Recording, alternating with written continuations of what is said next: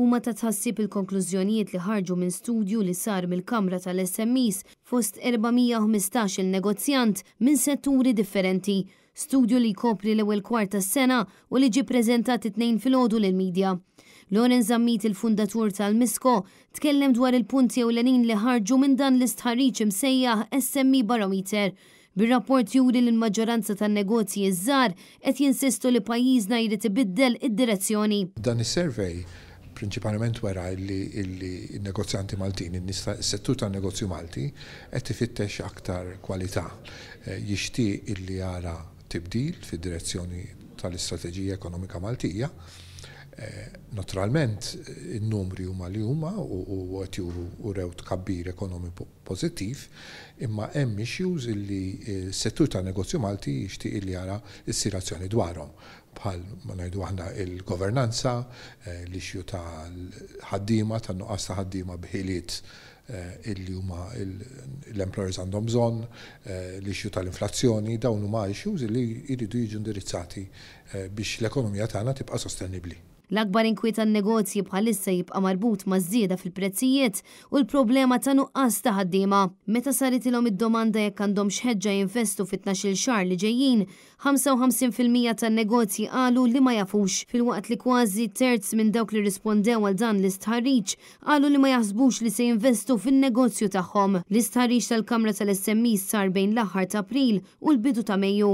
Dawk li wieġbu indikaw li l-akbar problemi għan-negozji bħalissa huma relatati mal-prezzijiet u n-nuqqas ta' ħaddiema mħarġa u dawn il-problemi jistgħu jittaffu biss billi l-gvern jagħti direzzjoni u jisma' l-karba nazzjonali tal-poplu Malti, dik li jimxi lejn modelli sostenibbli sabiex pajjiżna jgawdi minn kwalità ta' ħajja aħjar. Dwar dan tkellmet il-kap eżekuttiv ta' Chamber of SMEs, Abigail Aġus Mamo. Li ħareġ ċarqu li avvolja in-negozju sejjer il-qudiem avvolja l-ekonomija qed tikber, in-negozji qegħdin iħossu li jridu nħarsu iktar lejn kwalità. Jiġifieri dan joħroġ f'aspetti differenti, kwalità fejn jidħlu riżorsi umani, kwalità fejn jidħol investiment, kwalità fejn jidħol il-kwalità tal-ħajja li aħna jkollna, kwalità fejn jidħol governanza u fairness, kwalità fejn jidħol kompetizzjoni.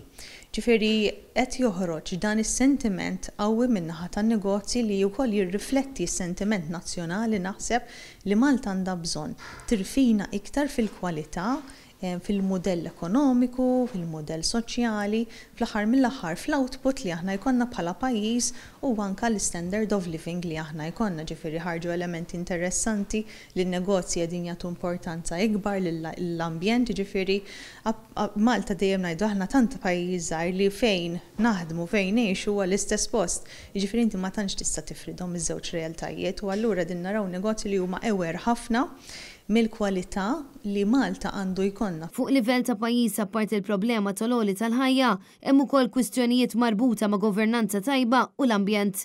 F'dan l-istħarriġ ħareġ biċ-ċar li n-negozji żgħar iridu li jiġi żgurat li pajjiżna jgawdi reputazzjoni tajba barra minn xtutna u tonqos il-burokrazija għaliex ir-reputazzjoni ta' pajjiżna hija ċavetta li tgħin lin-negozji żgħar ikomplu jikbru. Apparti dan ir-rappreżentanti ta' Chamber of SMEs kritikaw ukoll il-proċess ta' tendering u appellaw lill-Gvern sabiex dan il-proċess isir b'aktar mod ġust. Fl-aħħar nett il-Kamra tal-SMEs appellat lill-Gvern sabiex iħaddan politika li verament issaħħaħ impjiegi ta' kwalità u li tattira l-investiment lejn pajjiżna. Il-Partit Nazzjonalista min-naħa tiegħu ilu xhur li ħareġ bi proposti sabiex jgħin lin-negozji żgħar, partikolarment fejn tidħol l-importazzjoni. Dan sabiex ikun il-Gvern li jassorbi parti mid-daqqa tal-għoli tal-ħajja billi jiddaħħal Fond Nazzjonali b'baġit annwali ta' 40 miljun euro li jappoġġja lill-industrija li timporta jew tisporta.